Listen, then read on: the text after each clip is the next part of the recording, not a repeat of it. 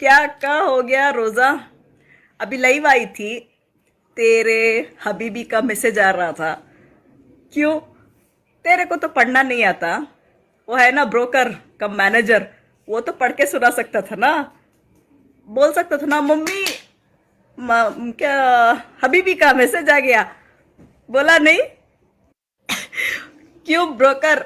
Daddy daddy daddy उतना गले लगा रहा था, उतने केक से भी कटवाया ना। क्यों डैडी का मैसेज नहीं दिखा तेरे को पढ़ने के लिए?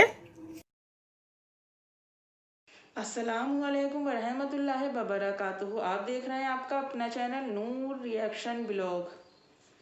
आज का आपको वीडियो का थंबनेल देखने के बाद में ही ये रियलाइज़ हो गया होगा कि मेरी वीडियो का मौजूद गुफ्तगू क्या है। जैसे कि मैडम जी आप कहती हैं गुफ्तगू, तो चलिए थोड़ी सी गुफ्तगू करते हैं। बताते हैं आपको कि गुफ्तगू करने का मतलब क्या होता है, गुफ्तगू क्यों की जाती है, गुफ्तगू का अंदाज क्या होता है।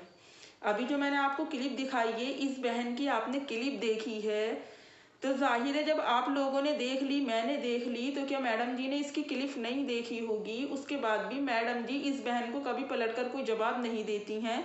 ऐसा लगता है मुझे कहीं ना कहीं कि मैडम जी की दुखती रग है इस बहन के पास, जो मैडम जी मौन धारण करके बैठी हैं। वरना तो अगर मैडम जी के कोई सुई चुबो देता है तो वो फौरन फावड़ा लेकर मैदान में उतर आती हैं, पर इस बार मैडम जी बड़ी खामोश हैं। और वो किस तरह से इनसे सवाल के जवाब कर रही है, जो मेरे ख्याल में बिल्कुल सही सवाल कर किए हैं मेरी इस बहन ने। जब आप अपने शौहर से इतना प्यार करती हैं और बेटे का बर्थडे आ गया, तो फिर वो सेलिब्रेट करने के लिए आपके शौहर कहाँ थे आपके साथ? और आपका बेटा जो पहले पापा पापा पापा करता था, अब क्या उसे पापा याद नहीं आए? पहले तो वो पापा के गले का ताबीज बना रहता था, पापा के गले का हार बना रहता था। अब भी तो वही पापा है। माना कि आप दोनों मियाँ बीवी के बीच टेंशन हुई है, पर इसमें आपके बच्चे क्यों इन्वॉल्व हो रहे हैं? आपके बच्चे क्यों आपके शौहर से इतनी नफरत कर रहे हैं कि आप अपने बच्चों को समझा नहीं रही कि बेटे ये हम मियाँ बीवियों के बीच का मैटर है। आप उन्हें कितना जलील कर रही हैं। आप मतलब वो बेचारे तो खामोश होकर बैठ गए, पर आप खामोश नहीं हो रही हैं। आप उन पर तरह तरह की बातें लगा रही हैं, तरह तरह के बहतान लगा रही हैं। क्या यही एक अच्छी बीबी की पहचान होती है? क्या शरीयत तुम्हें ऐसा करने की इजाज़त देती है? और दूसरी बात ये रही मैडम जी, आप के शौहर अगर आपको किसी बात से रोकते थे तो वो गलत नहीं रोकते थे। शरीयत उन्हें इस बात की इजाज़त देती है कि अगर आपकी बीवी कुछ भी गलत करे तो आपको उसे रोकने का पूरा पूरा हक है। फिर आपने इस बात को अपनी अना और जिद का मसला क्यों बना लिया? और आप ये बात बिल्कुल गलत नहीं कहती हैं, आप ये बात बिल्कुल सही कहती हैं कि आप बहुत ज़्यादा ज़िद्दी हैं, और इसी ज़िद की वजह से आप अपने बसे बसाए घर को उजाड़ रही हैं। और जैसा कि मेरी उस बहन ने कहा कि 4 से 3 हो गए, इसे तुम फैमिली कहती हो, फैमिली के ऊपर लेक्चर देती हो। सही मायनों में आपको पता भी है कि फैमिली क्या होती है।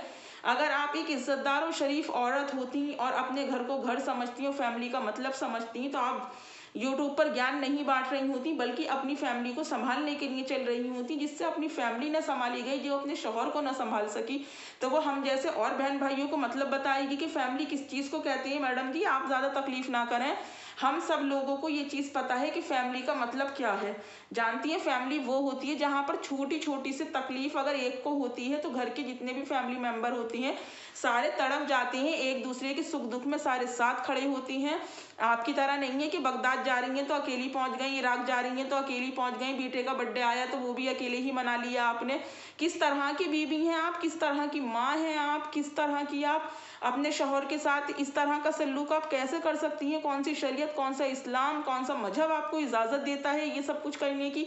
बताएं ज़रा। और इस मेरी बहन ने जो आपसे सवाल किया है कि आज 3 रह गए, कल 2 रहेंगे, फिर 1 हो जाएगा, फिर आप अकेली हो जाएंगी, तो जब अगर आप दूसरों की ज़िंदगी में जैसा बोएंगी, आप जैसी फसल लगाएंगी वैसी ही आपको काटनी है।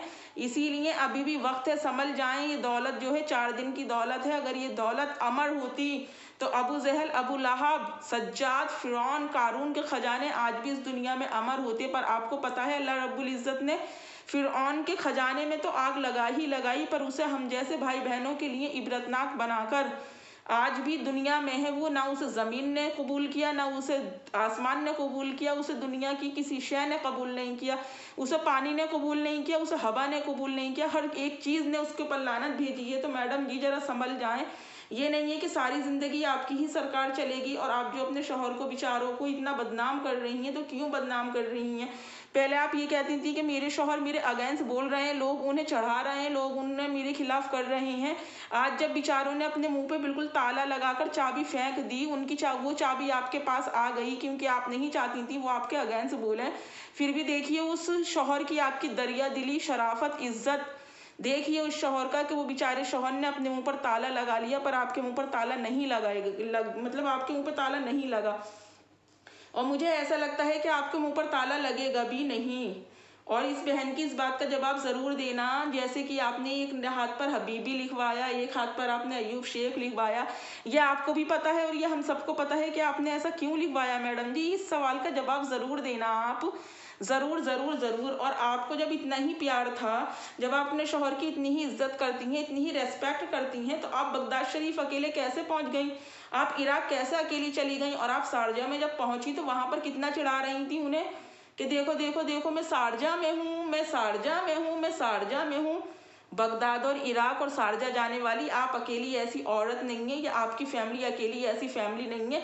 बहुत सी फैमिलियों की किस्मत में अल्लाह रब्बुल इज़्ज़त ने वहाँ का जाना लिखा है। हो सकता है कल आपकी शौहरी तीसरी वाली बीवी को लेकर बगदाद और इराक पहुँच जाए, फिर क्या करेंगी आप?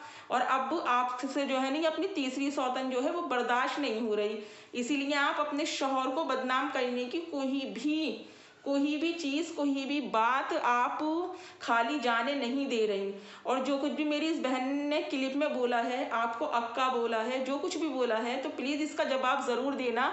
और जिस तरह से आप पूरी गुफ्तगू करती हैं, उसी गुफ्तगू वाले लहजे में आप जवाब देना। आधा अधूरा जवाब मत देना कि आपने अक्का कहा और बात ख़त्म हो गई, आपको तकलीफ़ हुई। ऐसे बहुत से लोग हैं मैडम जी जो आपकी वजह से आज तक अपनी तकलीफ में ज़िंदगी गुजार रहे हैं। बहुत से ऐसे इंसान हैं जिनकी वजह से आपकी वजह से जिनके सरों की छत भी छिन गई। आज वो अकेले तन्हा इस समाज में रह रही हैं और एक एक वक्त की रोटी के लिए परेशान हैं। और आप कौन सी ज़कात की बात करती हैं? जो इंसान खुद सूद लेता है, जो ब्याज लेता है, जिसे इस्लाम ने हरगिज़ लेने को मना फरमाया है, तो फिर आप कौन सी ज़कात की बात करती हैं? कौन से 2-2 लाख रुपये आप डोनेशन करती हैं? आप बेशक देती होंगी, पर जो औरत एक शरबत भी बांटे तो उसको भी यूट्यूब पर उसकी वीडियो बनाकर अपलोड कर दे, तो ये कौन सी शरीयत आपको इजाज़त देती है? कौन सी शरीयत आपको इस बात को कहती है? जबकि अल्लाह रब्बुल इज़्ज़त ने फरमाया है कि इस हाथ को दो तो दूसरे हाथ को खबर भी ना हो। फिर आप ये किस तरह की बातें कर रही हैं? आप साबित क्या करना चाहती हैं? अब तो अपनी उम्र का लिहाज कर लें, पर आपके ऊपर एक बात कहनी तो पड़ेगी कि उम्र 55 की है, पर दिल आपका बचपन का है। आप अभी अपनी बचपन वाली ज़िंदगी से बाहर नहीं निकली हैं। और देखिए, बरकत सबके नाम में होती है, बरकत वाला हर किसी का नाम है।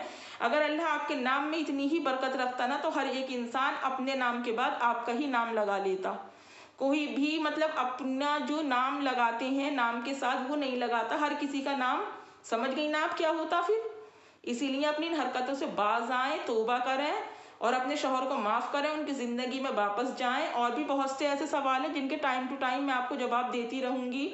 और जो भी मेरी इन सब बातों से एग्री है, मुझे कमेंट बॉक्स में ज़रूर बताएं। वीडियो पसंद आने की सूरत में मेरे चैनल को सब्सक्राइब और लाइक और शेयर करना ना भूलें। अगली वीडियो में आप सबसे फिर मुलाकात होगी, तब तक अपना और अपनों का ढेर सारा ख्याल रखें। अल्लाह हाफिज़।